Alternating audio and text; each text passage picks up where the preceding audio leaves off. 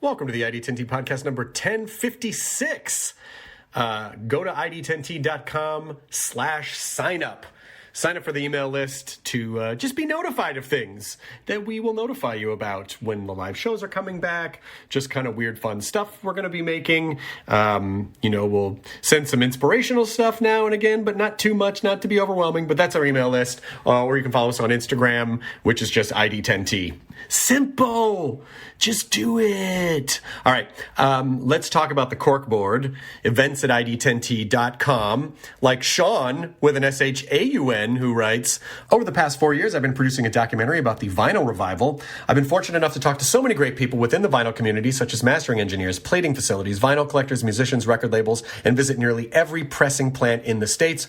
Earlier this February, the revival encountered a potential major setback as one of only 2 manufacturers of the lacquer plates burned down. Thankfully, no one was hurt in the fire, but as a supplier of roughly 70% of the world's lacquer plates, they disappeared in an instant. So this will no doubt affect the industry, but seeing the community and industry rally together to overcome a common problem has been an amazing aspect to cover. I'm always traveling and looking for interesting people to talk with within the vinyl community. If you can see some of my progress with the documentary, it's the account on Instagram, Deep Cuts Documentary. So Instagram.com/Deep Cuts Documentary or just Deep Cuts Documentary, as well as news about the industry, my travel, and the clips of many amazing people I've been lucky enough to talk with. Always looking to connect with people with stories to share about vinyl, so please connect with me through Instagram or give my project a follow if you're a vinyl enthusiast. Thank you so much, Sean, for keeping that alive. And I'm sure that there are people out there that hopefully will reach out to you with that are either fans of vinyl or just have some sort of connection to vinyl in some way. There's a lot of them out there. So thank you for pulling all that together. Events at ID10T.com for your thing for the corkboard. This episode is Jason Scott Lee, who you may know from the Bruce Lee story or Jungle Book or Lilo and Stitch. He is in Mulan, the live-action Mulan, which was going to come out March 27th, but now obviously has been pushed due to coronavirus, but will come out eventually, obviously. And wow, what an incredible conversation, because in sort of doing some digging about him, I realized that he began to study Bruce Lee principles after he played Bruce Lee. This conversation took so many wonderful turns, sort of about mind-body connection and, daily living philosophies, sort of communing with nature, learning from nature, taking things from the physical universe and transferring them to the emotional universe and vice versa. And one note that he sent afterwards, though, is that we discussed Bruce Lee's 3 principles of combat, and he had laid them out, but we actually, for some reason, only got to 2 and then got sidetracked, which we are wont to do from time to time. But he just wanted to make sure that I did make a note to add the other one in there. So, and this will make sense when you listen to the podcast, but the 3 principles of combat of Bruce Lee: number 1, simplicity; number 2, economy of motion, which we actually didn't get to, but I think economy of motion speaks for itself; and longest weapon to the nearest target, which we did also talk about. So really fantastic chat. And he led a really interesting life and actually just kind of withdrew from Hollywood to kind of commune with nature in an amazing way in Hawaii. So I really cherish the time that we got to spend together talking about this. I've listened to this podcast a couple times and have made notes about, I got to remember this and I got to remember to do this and I have to remember to implement that. So this might be one that you listen to multiple times if you're into that sort of stuff. But thank you to Jason Scott Lee for being a superb guest of the ID10T podcast number 1056. Here we go, rolling the thing. Initiating ID10T protocol.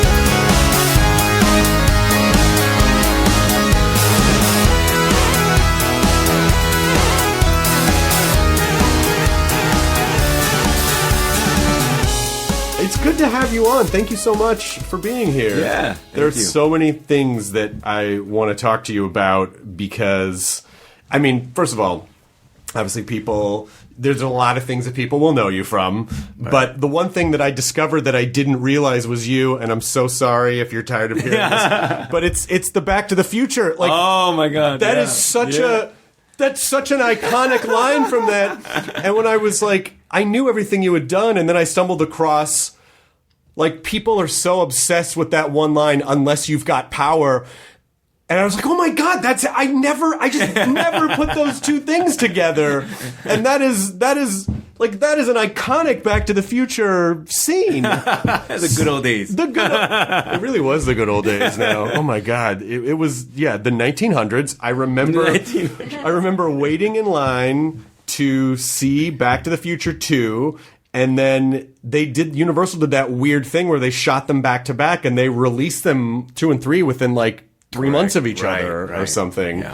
So, any good Back to the Future story? Was it fun? It was fun. Because Tom Wilson's like the sweetest guy in the world. Yeah, and I think at that time it was one of my first gigs, and it was all new, and I was like, wow, this is fantastic. And then we met Michael J. Fox, and he was the loveliest person, and we were just like kids, And he was like, hey, just come in after work. We'll make some margaritas and stuff like that. I was like, oh, sweet ass, man, this guy's cool. That's fantastic. So, just little touches like that, and Thomas Wilson was fantastic. He was great. Yeah, he was great fun. And oh wow, I'm so to know that you are part of Biff's Future Gang, which now technically is our past because that was 2015. Right. That was 2015. That took place in 2015. And it's funny because a lot of the prototype cars we saw on set would look like the cars now, right? The Priuses and all that kind of stuff. Still no hoverboards though. No hoverboards yet. Still, they explode, right? Well, those ones are on wheels. They're not even like real. True. Like occasionally you'll see. This is what I love about sci-fi and reality is that. It's sort of like when you watch the old Star Treks and you realize, oh, we just manifested the communicator with our cell phones. It's like you watch videos of people who are trying to make the hoverboard so bad. And there are versions of them. There are like water versions and like rocket versions, but still, that sort of... We still have not cracked the hoverboard. Yeah. That's the only thing I'm upset about. That was when Zemeckis was toying with that green screen and all that CGI stuff. Yeah. Yeah, it was like the beginnings. And so that was your first like film job. Well, yeah, one of them, yeah. Well, my first film job was with Cheech Marin of Cheech and Chong. Oh yeah, was that Born in East LA? Born in East LA. Yeah, that's right. That was my very first gig, actually. Oh wow. Yeah. That's cool. Was it fun? What's happening, boys? We were filming in Tijuana. That was great. Yeah. Good. And that was amazing. I think I was like, 19. You grew up in LA? I did not. I was born in LA. And you were born in LA. Both my parents were originally from Hawaii. And, right. And you grew up in Hawaii. I was the third child, and then my father wanted us to be raised in Hawaii. Nice. Where he was raised. So we all went back when I was really young. Were you on Oahu or on Oahu? Correct. Nice. Yeah. I mean, we just went to. I've been to. I've never been to Lanai or Molokai, but I've been to we helicoptered over Molokai, neat. Which was incredible. But it's. I get it. I mean, I get why you run into people there and they go, I came here for a vacation like 20 years ago and I just never left. Yeah, it's captivating. It is captivating. And there's something about it. Especially here in the city where our landscape is basically just buildings. Right. Like being able to breathe. Yeah, and even places that cities or the small towns that have expanded, you still get a lot of natural areas out there. So you get that feeling of the ocean and the mountains, and it has that what they call electromagnetic pull. Yeah, and people feel relaxed. Well, then how did you know that you wanted to be a performer?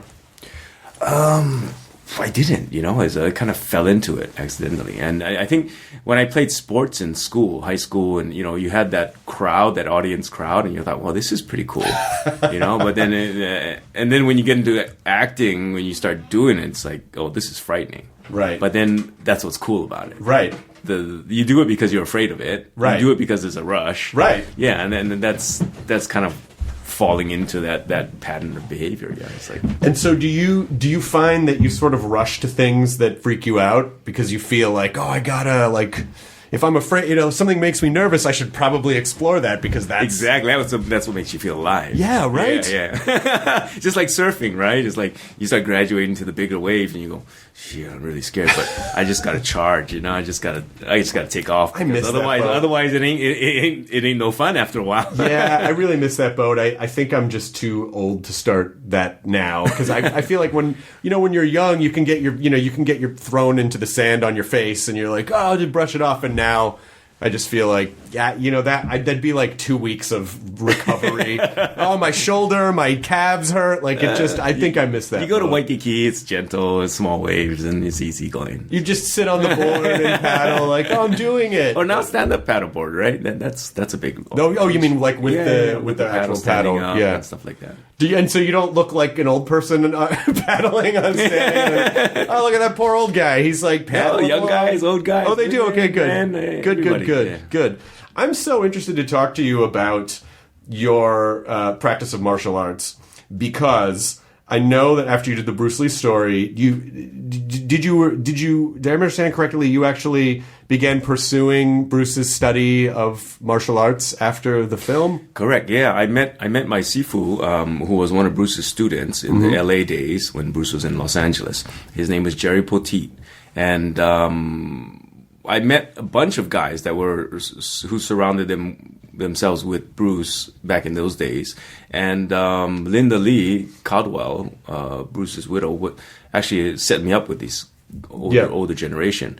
And then I discovered that Jerry was the one that was real forthcoming, and he wanted to kind of share the information and share his experience with Bruce. So he kind of took me under his wing, and I trained with him for the film. And then that was just a transformative time. And then we went after the film. I kind of stayed with it because it had changed my life so dramatically. So I continued to, every time I came back to Los Angeles, I would look up Jerry, and I'd spend like 3 weeks on his couch. And every morning we wake up and, do some drills or something, or if it wasn't right, or if, you're sore and fatigued, then it was just having a cup of tea, and discussing the philosophies of Jeet Kune Do and the many philosophies that Bruce studied in order to get where he went. Because if I'm understanding correctly, he very famously was one of the first people that came along and said, you don't have to paint yourself into one box. You can take bits and pieces from disciplines and philosophies and use the best parts that work for you. Am I understanding that correctly? Yeah. There are one thing I think gets lost in translation is that the thing is that there were principles, and there were principles of combat, and within those principles of combat, if those other so-called styles or systems fit into those principles of combat, then they were worthy of being utilized and kept. Okay. But once it became fancy, once it became out of step, or once it became like self-indulgent. yeah, and flowerful and all these kind of things, then is useless. Right. So anything that was engaging direct, and I think there's discovering that in MMA. With the UFC and stuff, seeing the progression of the fighters and how efficient they are, really utilizing their reach and hitting at right at the end of their punches. He was also, Bruce was one of the early, I think, proprietors of like the jiu-jitsu and the arm bars and the locks and things, and he was doing that from the 60s. Oh, wow. Yeah, but he wouldn't tell anybody. That's the thing. He said, the Chinese are very sneaky. He said, I'm not going to let you know what my arsenal is. So I would hear stories from my sifu, Jerry Poteet, about going into his library, and he wouldn't allow anybody into his library.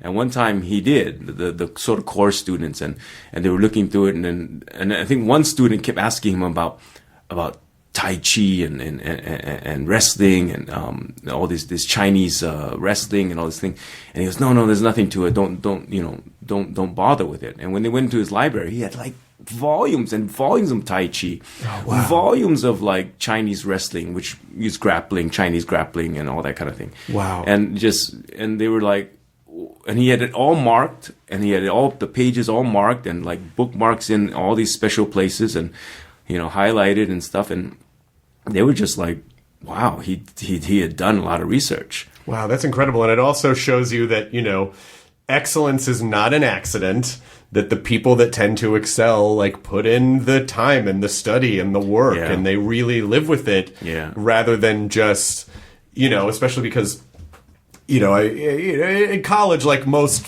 people will have, like, a Bruce Lee, like, that classic Enter the Dragon poster on their wall, and so they probably think it's ironic to hear you say, like, anytime it becomes too flowery or too flourishy, but I do think that the people who don't really understand it or study it, that's what they focus on. Yeah. Like, oh, those flourishes and all in those films when he's at those tournaments and he's kicking the shit out Yeah. of 20 people that encircle him.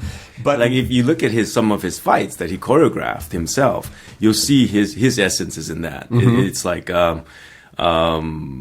uses a lot of strategy, baiting and stuff, and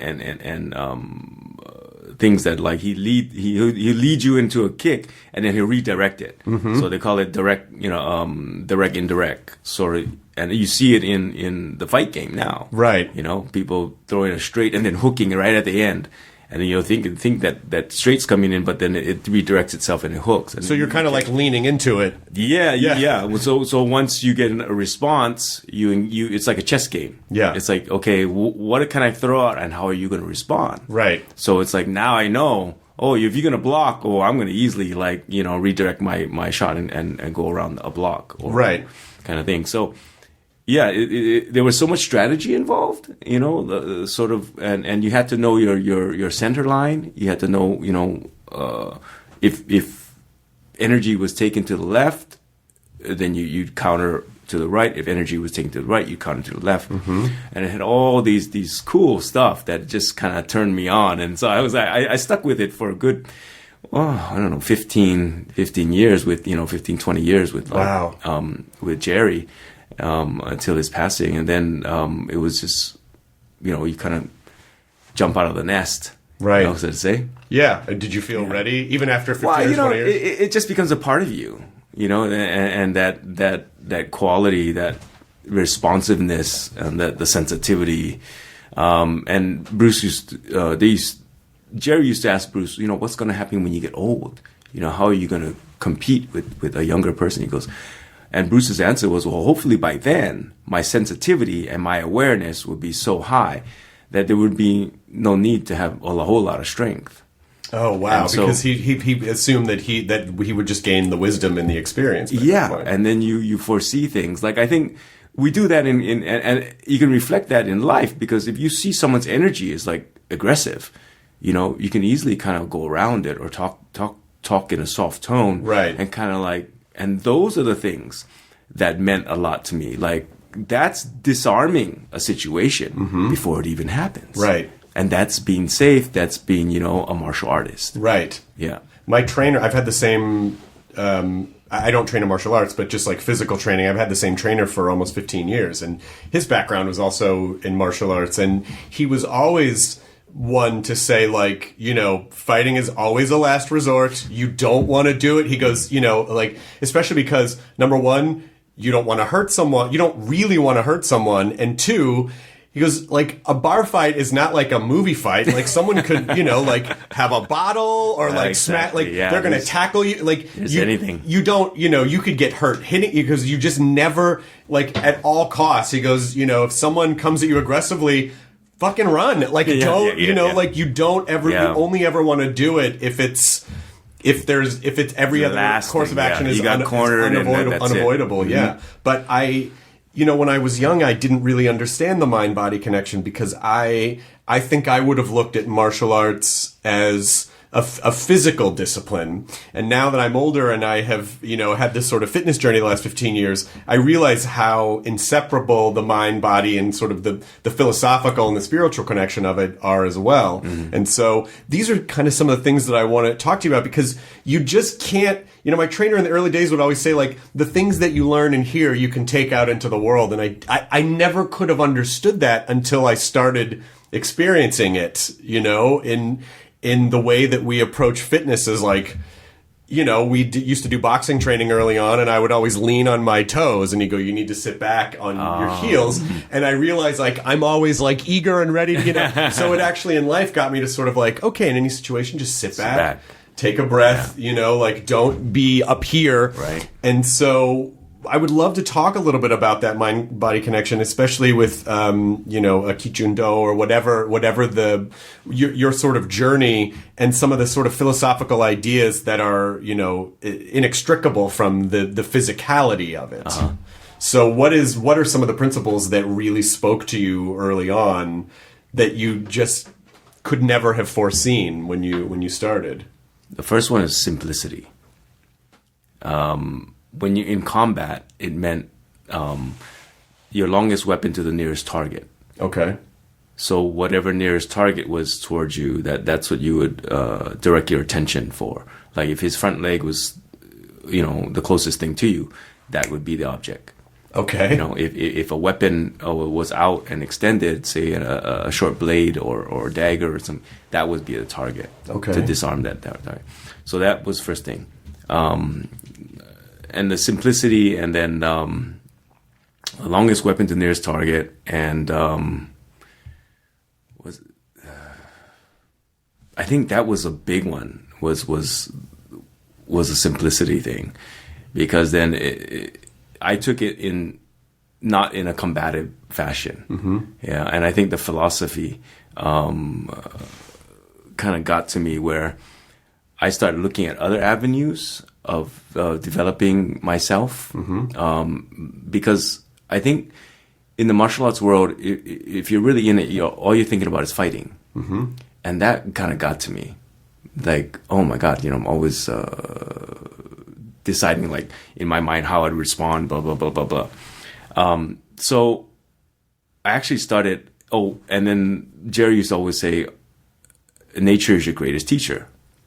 And then when you start reading into some of the Taoist beliefs that Bruce tapped into, they would always say the people closest to the Tao, or the movement of the universe, which is the basis of your power and your being and everything, were farmers.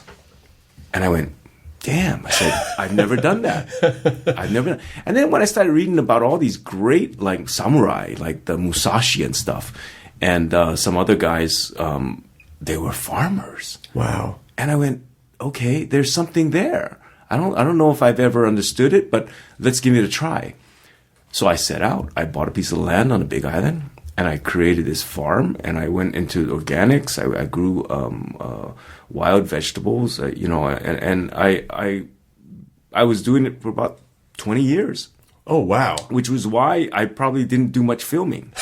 So I don't have, like, my resume is not stacked, like that, because I think I took so much time off to go explore that avenue of my life. And I wanted to do it hands-on. I didn't want to go, hey, you guys, I want to hire you guys. Can you do this work for me?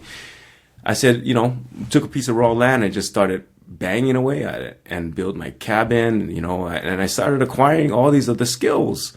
And I always wanted to do it with hand tools.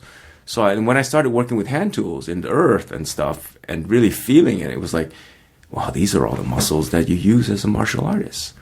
The pulling, the step, the breathing, and the movement. Breathing and movement. So if you're relaxed and you're breathing and you're moving and you're exercising those muscles, I was like, wow, I feel fit as a fiddle. Well, you're also, I would imagine you're also beginning to understand how to move the earth. Like, you're beginning to understand the basic processes that sort of, like, create and move life and decay. And then I went and studied with this older Japanese gentleman. He was sort of the sensei of natural farming, and I did a pilgrimage to Japan, and I worked on his farm. His name was Masanobu Fukuoka, and he wrote a book called The One Straw Revolution. And his philosophies were so like this holistic martial arts kind of thing that I thought, wow, this is going to be amazing. So I worked on his farm for about 3 months during the summer. And I came back and I started kind of redesigning my way of growing things. And one of the things that appealed to me was that with martial arts, a lot of it was to take apart and destroy and these kind of things, with the least amount of effort. Right. And then, so I went, wow, this is more about creativity. It's about creating, giving life instead of taking away. Right. I said, that's the key. Giving life instead of taking away. And I said, that gives you the yin and the yang of the martial arts. Oh, wow. So Yeah. how do you apply that in... Say you put you seed a row of corn. You're giving life. Of course. And as it grows, you're watching life appear and you're going, damn, I can take this corn and give it to my kid. And she's happy. And it creates life. Yeah. Like, and so that was an amazing journey to see. And then you start seeing patterns in nature. You go, okay, well, that grass I cut just jumped up 2 inches overnight. I said, what does that mean? I said, there's a growth spurt. There's a growth spurt somewhere that's happening. There's energy that's boosting and flourishing. What's happening to me? Oh, wow, that's really interesting. What's the reflection? I'm nature. Right. I'm the exact same thing as this grass. So as you start seeing all the insects and all the good things and all the, all the bacteria that's making your plants grow, you're going, shit, I got a small hand at this job. I got a small hand in this picture. So how does understanding that life energy, like, how does that influence and help the practice of martial arts? What is it, if you're infusing this idea that, that we're giving life, how does that inform your practice? Sensitivity and awareness. Okay. You get a higher sensitivity for things natural, the things around you, and you get a greater awareness of what the situation really is. Okay. What's the reality? Yeah, and that's the thing they've been talking about all this time with the Oscars and stuff like this, and sustainability and Right. all these things. That's what it is. Right. And so that's a holistic approach to training as a martial artist, or training a child or a kid. Like what's the concept you're going to give them? Mm-hmm. What's the philosophy you're going to afford them to grow into, excellent human beings? Okay. And I think that's the kind of like we talk about mediocrity, and Bruce wasn't that. He was striving for that goal. So I took it in a whole nother and tried to figure out how I would do it. Mm-hmm. Not just copying what Bruce did, but take what his knowledge and philosophy and wisdom in the martial way and applying it in just a life way. Which I assume he probably would have wanted, right? Like, don't just copy me. Take what I'm saying. Correct. Figure out how it works for you to make your own and thing. And that's the dynamic that I speak. But when I talk about martial arts, there is the principles, mm-hmm. And those things adhere to that. So, like, we talked about longest weapon, nearest target, simplicity, and strategy. Basically, yeah, you use strategy, you use your mind to work out, closing the distance and all that. So here's my crazy question, which is if you're thinking longest weapon, nearest target, what do you do if you see whatever an opposing force is? It could be a person, it could be a situation, it could be just the world. Some days the world is just a tough place to navigate, but when you come up against obstacles in your life, what if the nearest target is actually your own head? Like in other words, I'm gonna go off on a little bit of a tangent, but I'll swing it back around. So I've been studying piano for the last year, and I can play fine. Then I turn and I go, I should record this. I want to see how my progress is going. I turn the camera on. I can't play for shit because my brain is going, there's a camera on. Don't fuck this up. There's a camera on. Or, someone might come up against a situation and go, in your head, you're going, I can't handle this. I suck. I'm a piece of shit, or I'm no good at this, or I'm going to fail, or whatever. And so what do you do if, the enemy in the external world is actually, in reality, the second enemy because the first one's in your head. Yeah. So how are you navigating that? And how do you, if that is actually, the reality is that that's like your closest enemy. So how are you, what is the philosophy behind sort of pushing that out of the way and just sort of being and not getting in your own way? I would say, and I think a lot of the Sifu would say, relaxation.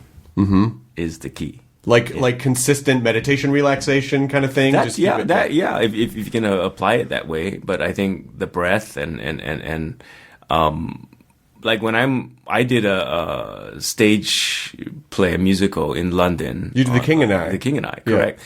And I freaked out on a couple nights, and I was like, "Shit, I forgot my lines." Right? It's like I'm like in nowhere land. It's like the audience is listening, and it's like you're there, and you're like, "Okay, what do you do?" I just said, "Okay, training. Take a breath." Just took a breath, relax into it. So don't worry about it. Boom! It came back. Oh wow! Okay. So I know the feeling, that fear, and that, like, you know, if you were at a recital doing your piano, it'd be like, oh, you know, like, right.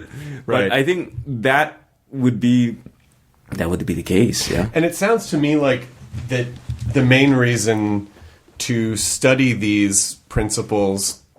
Yes, it's, you know, it's cool to be able to kick your leg. Really, it's like the physicality is very cool. And it's cool to have that sort of control over your body. But what really attracts me to it is that sort of there's a word for it that my trainer had used, but it's basically like that sort of like quiet confidence, you know, that sort of stillness and that kind of that because you're understanding nature in a deeper way, that in general you're sort of calmer. Not like, you know, it's impossible for everyone to be calm 100% of the time, especially in a world where I feel like we're overstimulated and we're always on our phones and there's so much distraction, there's so much stimuli. And like even just hearing you say like, yeah, I went to farm for a couple of decades, I go, fuck, I completely understand that, you know? Is it really just sort of, does that daily practice, I imagine that just sort of helps keep you from getting to that panicky place too often because you're practicing quiet and stillness as a discipline. For sure. And so what is involved with that? Does everyone have a different ritual, or is there sort of a general, like, you know, you get up when the sun comes up and you sort of just notice the world and be quiet and be still? Like, what are some of the steps that are taken? I think I felt it was an incredible creative endeavor, which has kept me busy. I mean, I have to build things for the greenhouse. I'd have to build different things with wood, and you know, you're always fixing stuff. You're with the tools a lot. You know, you're fixing tractors. You know, if you have some, you know, machinery around. You're pounding on metal. I mean, there's so many disciplines that are involved with gardening, or what we call farming, whatever, same thing. And if you do it like without a whole lot of machinery, which is what I did, you find yourself acquiring a lot of different sets of skills. So I think that diversifies my belief in myself. And I think one of the reasons why I did it, because when I was in the throes of like Hollywood and doing leading roles and stuff, I noticed that I wasn't doing a lot of things for myself because everybody was doing things for me. Right. And I felt I was losing a sense of myself. And it was that whole movement back to nature was about learning about myself again. What are my abilities? What are the things I can learn again, you know, or relearn, or learn brand new? Right. So those are the things that I thought were captivating and fulfilling. And so it kept me, you know, sore days, you know, it's like some sore days, you're sore back or something, or, you know, and it's pouring rain and you're just like, well, no one's going to do it. You got to do it. You know, you're in it now. You're in it. It's like, you know, it's got to get done. So get off your ass and go do it. And so I think it prevents a lot of laziness as well, and no hesitation. Right. Whereas, like, you know, sometimes we procrastinate. It's like, oh, I'll get to it. You know, it's like, well, it's so easy to do that, and it is so easy to let other people. Oh, you know, like this person takes care of that person takes care of that, because we want, like, our brains just want us to feel comfortable all the time. And when in fact, I think one of the more important parts of life is understanding and accepting and pushing through discomfort, because that's where the growth happens. Exactly. And exactly. For example, when I first got this piece of land, I built a small cabin and I wanted to start from nothing. So it was like no electricity, no running water, an outhouse, and kerosene lamps for light, and a little 2-burner gas stove. Okay. And that was it. And 10 years. Wow. And that was chopping wood, carrying water, chopping wood, carrying water. That was awesome, right? Right. People would come to my little shack and just go, what the hell? This guy, why doesn't he afford himself, a luxury palace? He was a big star. Like, what's he doing? Right. He's here. He's so living it's in a like, shack. and that was that phase where I was like, man, this is golden. Right. I come back, I got a landline. We didn't even have cell phones back then, right? It's like, you got a landline, that's it. It's like mom would call every once in a while, and you're just like, and it was just no hum of the refrigerator, no nothing. Right. And it was wickedly awesome. And I actually miss those days. I often joke with my wife, I said, we're going to go back to the days. Let's go back to... when you came back, like when you'd go to the mainland, or when you'd come to the mainland, or if you'd go to, a bigger city, did you notice how noisy it was? Oh, absolutely. And it was funny because you go into the city and you're like, wow, the cacophony and everything going on. It's like you hear every little bit. And then it slowly subsides where you don't hear it because it becomes white noise. Right. And then when you go back to the little quiet cabin, it's like your ears ring. When you first get there, the first 3-4 days, your ears just, there's a ring until all that excessive noise, because it stays with you. It's like a vibrational thing or something. Sure. And then it slowly goes away, and then you experience the quiet again. Wow. And, the other thing that's really great about that is that it also seems to teach you that because every day there's something to do or something goes wrong, you're constantly having to fix things, it also trains you to realize that, that life is messy. Like, things break. You have to, we like to renovate houses, and I always tell people who are going into it, just expect that like half of everything you do is probably going to go wrong. Something's not going to show up. Something's going to get installed wrong. You're going to open a wall and a fucking pipe's going to break. It's like, it's just sort of like, solutions create more problems. And that tends to just sort of be like, yeah, that's just life. And if you can, like you said, as a farmer, you just sort of deal with it and accept it. Wow, what an incredible skill set to have, because then if you could really master it, you'd be relatively unshakable because you're just like, that's just life. Correct. Like if everything falls apart, or you get someone assassinates your character or something, you're good. Right. It doesn't matter. It doesn't matter if the stocks go up or go down. It's like, I'm good. Right. It's like, we're all good. My family's good. We can do it. We'll just step away, start doing your work, start getting busy, and it's all cool. That's great, because the analogy that I'm seeing, that I imagine people who are listening hopefully will see, is like, you take a situation like, okay, it's raining, and you go out and you try to start up the tractor, and the tractor's not working, but shit, you gotta, and I don't even know if you would tractor in the rain, but let's just say, I'm just trying to pile on some circumstances, and you go, shit, well, I gotta fix this, but I don't feel like fixing this. Your options are to stand there and scream at the tractor, yell at the rain, kick your feet in the mud, not do what you're supposed to do, and then things start to wither, or you just kind of choose how you respond. You suck it up. It may not be your favorite thing, but you fix it, and then it gets going, and then it's fine. And so, I think so much of what we try to do, we live so much of our lives in the external world because our internal lives can be very messy and loud and uncomfortable, and we have to deal with emotions and how we see ourselves and how we think other people see us. And so, like, rather than sort of shouting at the external world or trying to control the external world, it feels like the lesson here is, like, you just deal with what you can, you respond how you can, and that's it. And you just sort of get through it. And then, in general, it'll probably be okay. Remember the old man, the old Japanese sensei, in the natural farmer from Japan, he used to say, technology is not going to save us. Right. Because we're going to save ourselves. If you have the right perspective on things, he goes, technology is only going to make things more complicated. Right. And you look at it, pretty much has. I mean, how many times are you like at a pay point and the thing's not working, and it's like, this is supposed to make our lives easier, and you realize like it just creates the possibility for more problems. And things actually take long. It would have been faster for me just to hand you $20. And how many of us are sitting in front of the computer or at home and waiting for the thing? Okay, waiting. We're waiting. We're waiting. How come this damn thing's so slow? Yeah. Or you watch 3 seconds of a movie or a video and you're like, yeah, I got it. And you're like, what do you know? We're just so impatient. I feel like we're fostering our impatience and our reliance on other things. And I think sometimes that's why older people seem so crazy to us. Like, oh, they won't even answer a text or respond. It's like, because they're just living in the world. Like, they're not the sort of a prisoner of all of these things that, I think essentially are us kind of running from discomfort and kind of like just trying to feed our own egos.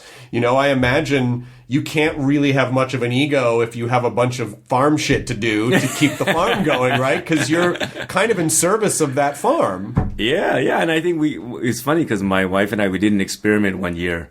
And at that time, it was just the two of us. And we were like, okay, I'll just go fishing. We'll go fishing once a week, fill up the coolers and stuff. And then, we'll grow our taro and a sweet potato and, that'll be our starch. And then, vegetables are pretty easy. They kind of do their own thing.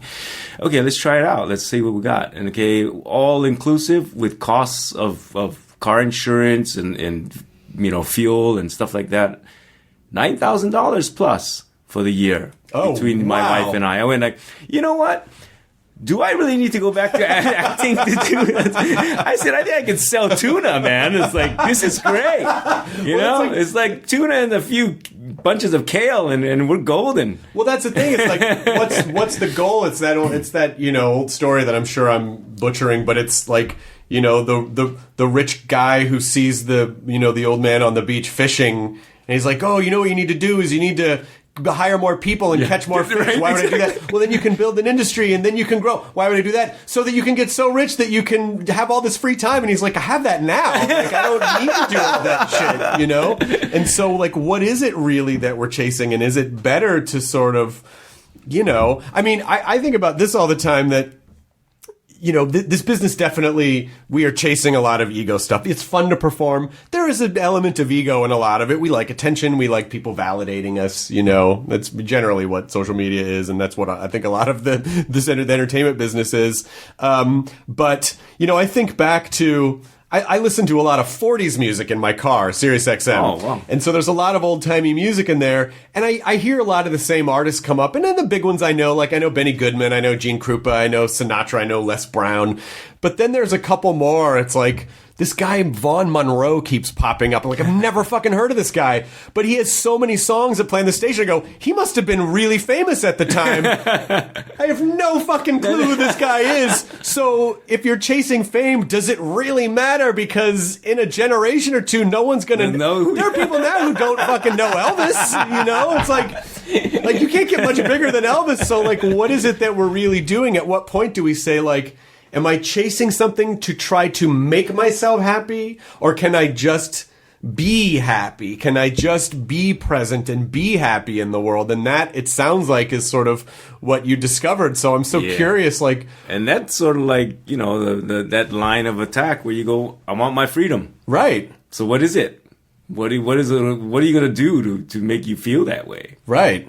So what was your, because obviously Mulan is coming out. Mm-hmm. And so, like, what was your decision after all this time sort of, communing with the life force of nature? Like, what sort of made you go, I think I'm going to go back and do this weird acting thing again? Well, I've been, since my firstborn, I've been trying to get jobs. I was like, wow, even with a resume that I have, it's been difficult. Right. And then this diversity thing came up, in Hollywood. I was like, well, maybe that'll give you a better shot.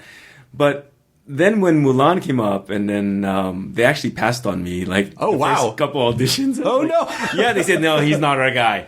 And I went, wow, okay, okay, I'm cool with that. Okay. And then eventually it came around. It came back around again, she's almost a year later, after the first audition. Oh, wow, you just never know. You never know. And then it was like, I said, man, I so want to do this because it's Chinese. My kids are Chinese. I said, they would love it. I have 2 daughters and a son, but the daughters would be like, that's Mulan. That's, Papa was in Mulan. And it's like, so, man, when I got the job, I was like, oh my goodness. It's like, I cried. I was like, this is going to be wicked because it's for the kids. Right. You Well, know, and it's also, I love the idea that you didn't get the job the first couple times. I'm sure that stung, but it wouldn't have mattered if you had freaked out, not freaked out, never thought about it again, thought about it every day. Whatever was going to happen was going to happen. And so why not just let it go? And it did come back around. Like, things don't always come back around, but when they do, it's like, whether or not you freaked out, it wouldn't have mattered. Like, whatever was going to happen was going to happen. Like, so wouldn't you rather be peaceful that whole time? Yeah. Then that was the case. You know, it was like, whoa, they came back. It was like, what's up now? It's like, you know, how did this happen? Then I would hear all the little stories in between from, you know, through the grapevine, and like who they went with and who they screen tested, and then that wasn't happening, and I think could have been because I had a track record with Disney. You know, they felt like, hey, you know, because of Jungle Book. Yeah, Jungle Book and Lilo and Stitch. And Lilo and Stitch, the voicing and you know, there was, I guess, that trace of my work there, and so, you know, bravo. It's like, I love it. Are you it sounds like you're not like a stressor. Like, you don't stress as a habit. No, almost never. That's good. Yeah. I don't really. I'd love to learn that skill set. I mean, I'm concerned about things, you know, of course, when my kids is. get, you know, in trouble or something, this and that. It's like, yeah, I definitely show, I'm more of a serious person. So I'm very concerned about things. But yeah, I don't think it's stress necessarily. Right. Yeah. Right. Well, it's good. I mean, listen, to never think about anything is unrealistic. It's like, you still have to think, you still have to plan, especially if you have kids. Like, you're basically, parents are the ultimate farmers. Yeah, exactly. You got to grow those kids. Exactly. You got to weed out the things around them. And they're very unpredictable. They can break. You have to fix them. You have to, you know, emotionally, physically, you have to always be tending. My wife and I look at it that way all the time. We're farming them. Yeah. It's like, you know, you've tried to feed them the right ingredients to make them grow straight and tall. Do you ever envision a time where you're like, all right, we're all going to go learn how to farm, and you're going to learn how to do this because it's it's important to learn? Yeah, well, the time when we had it, I only had my first child, and we used to take her in all the time, and she used to go with us at night. It was a game. Go at night with the little flashlights and go into the greenhouse and pick off all the slugs off of the plants. Right. And so, you know, because we didn't use pesticides or anything like that. So. Right. And that was like fun. It was a fun game, you know. Right. And have her put on like little gloves or something, or she'd spot it and I go pull it, and you know, and then, you know, stuff like that. It was all, and then I have her go collect different tomatoes and stuff like that, and I said, oh, we need this type, we need that type, and you know, and then go get the kale, and then no, not that one, the Toscana one. So, you know, at a young age she understood, you know, what the process was. But, you know, I would do all the heavy work, of course. Sure, yeah, of course. That's really great, though. Yeah, but then at a certain age, you can just make them work for you, and they have to, because they got to do what you say. And you're like, now you got farm hands. Yeah, so we transplanted ourselves back to California, so we were trying to rebuild sort of that you know, essence of that kind of lifestyle. Well, that is nice, though, because I feel like, do you feel like you appreciate it more this time around with the work? Oh, for sure. Yeah. For sure, because, you know, I had all those years, you know, in the business, and I was like, wow, you know, you really I think that's the key word, you appreciate. Right. You know, the fact you're damn lucky. Right. To be even working in this business. There's so many people who would love to take your place. Sure. And, and especially I think when you get high profile jobs like Mulan, and you're like, oh, this is ace, you know, this is great. Yeah. And are you finding that the market is opening up in a more positive way for Asian and Asian American actors? Oh, for sure. Good. You know, with Crazy Rich Asians, that kind of blew things open. I hear, you know, around town and stuff like that, you know, they're looking for projects that are Asian based or stuff, you know. And then you see, you know, a film like Parasite, you know, like take it, and you're like going, damn, it's like Koreans are stepping up, you know? It's like, you know, I mean, they have been for a while, but then, you know, to get that kind of recognition, you know, that's a big stage. That's great. Yeah. That's great. Awesome. That's great to hear. I'm glad to hear that. And I'm glad that you feel like you have a healthier perspective on it, because I feel like it's so easy to get caught up in all of the who got that part? Why didn't I get that part? Why didn't this person call me back? Or, oh, do I not have enough Instagram followers? You know, it's like, I'm learning that. I'm learning all that social media. We never had that when we started. You know, it's like, it's all like brand new. I'm like, you have to what? You have to like answer all these people? And, what? Well, they're your fans. Well, they're the people that are going to get you the endorsements because Well, I feel like Mulan's going to help blow that up too. Like, people, like, I mean, Mulan is, I feel like something like Mulan is about as high profile as it gets. I mean, like, that's a huge thing. And as Disney is making more live action stuff based on their animations, like, it's a good, I don't know, it's just, it's a very fruitful time. And I feel like, you know, where things can often get rebooted and not done properly, this idea of, you know, taking animation, especially from times when they just didn't have the, you know, with the original Jungle Book, they just didn't have the technology to make animals look like they could talk, you know, or like, or with Mulan, like even the animated Mulan, it's like the technology is just so much better now. So I really do like the idea of like, you know, let's go back and make really cool live action versions of what these animated films were. I've been hearing, I haven't seen the film yet, Mulan, but I've been hearing such wonderful things. I hear it's a complete classic. Cool. And it's like a standalone movie. Even if you had never seen the animated version, it's just, you know, kind of glorious to watch. And you know, it has heartfelt moments all the way through. So I'm eager to see it.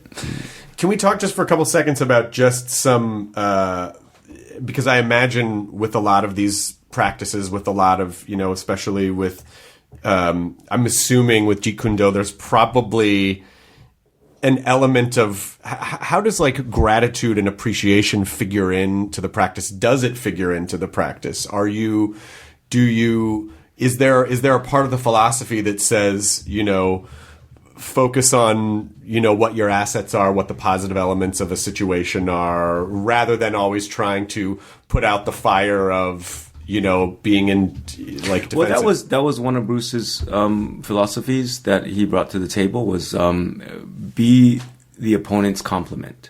Oh wow! And that's like when you started getting to sticking energy and stuff like that.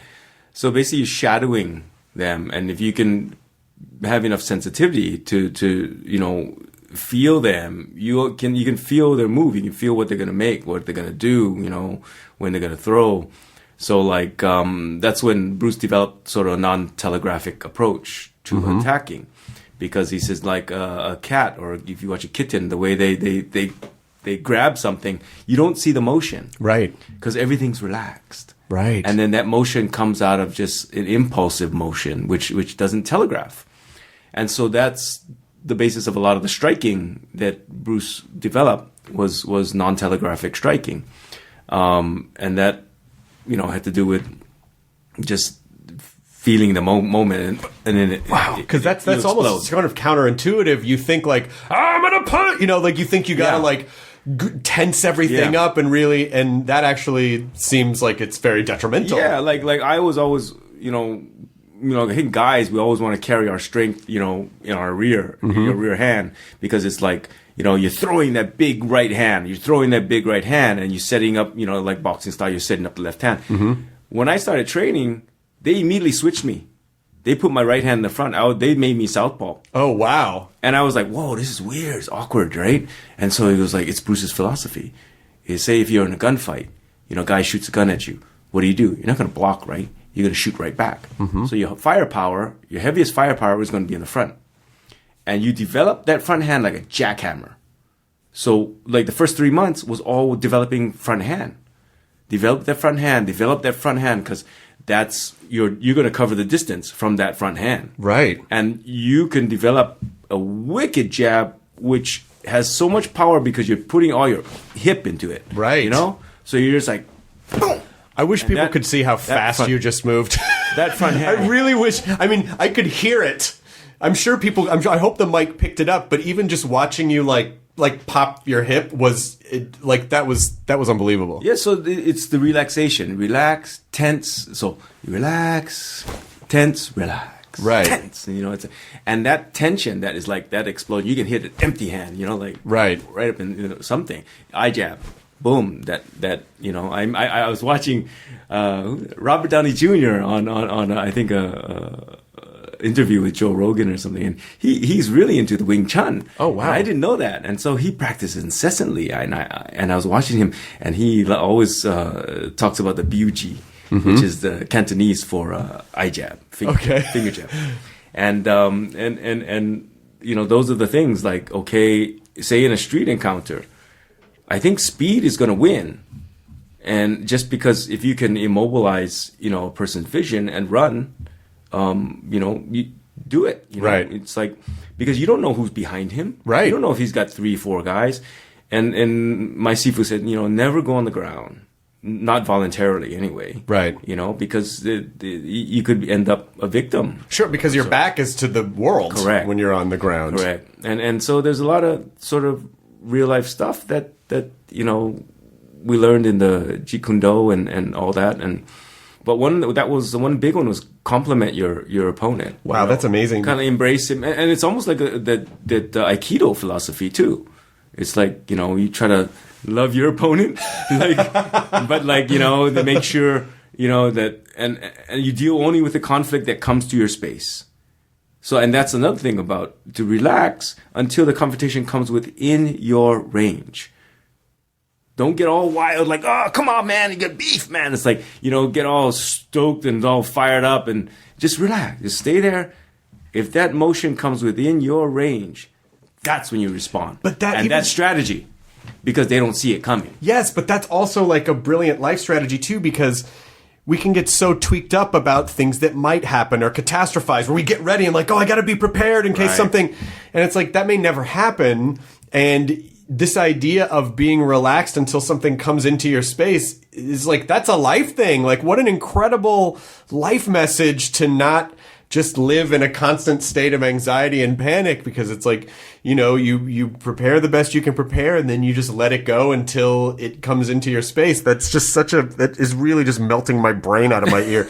I mean, it sounds like a very obvious thing, but I feel like, and that is, you know, martial arts is also a physical representation of the idea of practice, that we also have to practice philosophy and practice our mental health every day the way that we would practice that, because it isn't just turning it on when there's a fire. It's like you have to just, you know, like that's the confidence of just sort of like, you know, doing a little bit every day to make sure that you're, you know, that you're nimble, but also, but just not living in that state of tension all the time. Right. So do you still practice every day?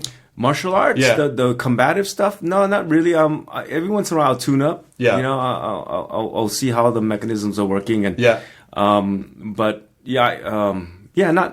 regularly. It's I don't know. It seems just so a part of me, and I think you do lose maybe a little bit of timing. I think by not training, you know,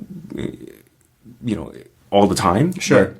But, I think there's an enjoyment to it, and to not train, just let it all go. Sure. And then just to stay healthy, stay fit, you know, and have that all that stuff ingrained in you. And I think, you know, I always tend to fall back on it. My elbows in, my straight line, my chin down. It's like you kind of carry it with you, I guess. Well, I'm sure that there are many situations that you probably didn't even realize you were so well equipped for, because you've had all this training. And so like I have recommended people before. It's like, like study some kind of a fitness regime, not because you want to get jacked or because you want to learn how to punch. It's like, that's fine if you want to do that, but really it's about, the practice of giving yourself, because you're investing in yourself when you do it, and that sort of creates the confidence that you think you're worth it, which also helps give you the confidence of like, oh, I'm starting to feel my body, and I sort of can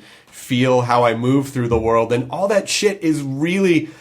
It really does, like the stuff you learn in there, like really does. Yeah, and one of the humanity things about that I've heard and kind of been with the martial arts was one of Bruce's saying was to be is to be related, and I was like, oh, okay, let me think about that for a minute. It's like to be is to be related.